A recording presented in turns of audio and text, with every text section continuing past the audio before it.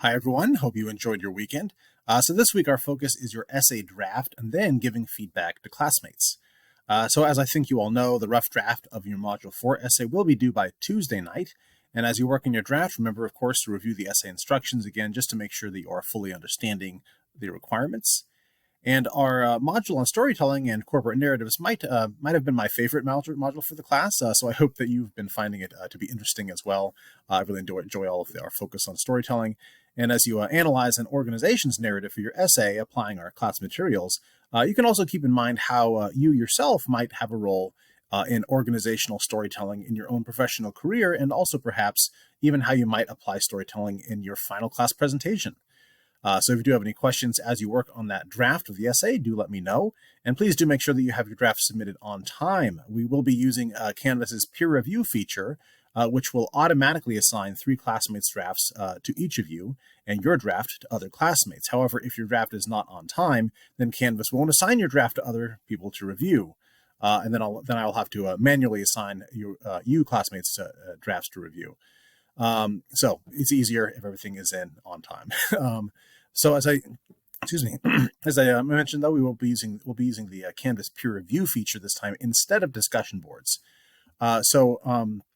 One important reason that we are doing this as our approach to peer review is so that we can use Canvas's annotation tools, which are actually pretty fun.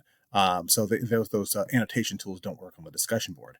So I've received some feedback from students that for peer reviews, those peer reviews that included annotations on the document, that are like comments in the margins of the document itself, are frequently the most helpful reviews. And since the feedback is much more specific, it's really much more specific, you can address more specific ideas, parts of the essay, rather than just that general summative feedback.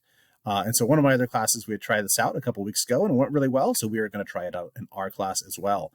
So with the annotation feature, you can leave comments directly on your classmates' draft, such as with comments in the margins about specific ideas, parts of the draft that you want to respond to and have some feedback about. You can also highlight parts of it, mark up your classmates' draft in other ways as well. So it's a really good tool. And so for this assignment, this peer review assignment, all or at least most of your feedback to your classmates should actually be in the form of such annotations instead of the more summative paragraph or two that we've done in the past. So if your feedback does not include annotations, then this time you won't receive full credit for those peer reviews. We do want to make sure you're marking up the document itself.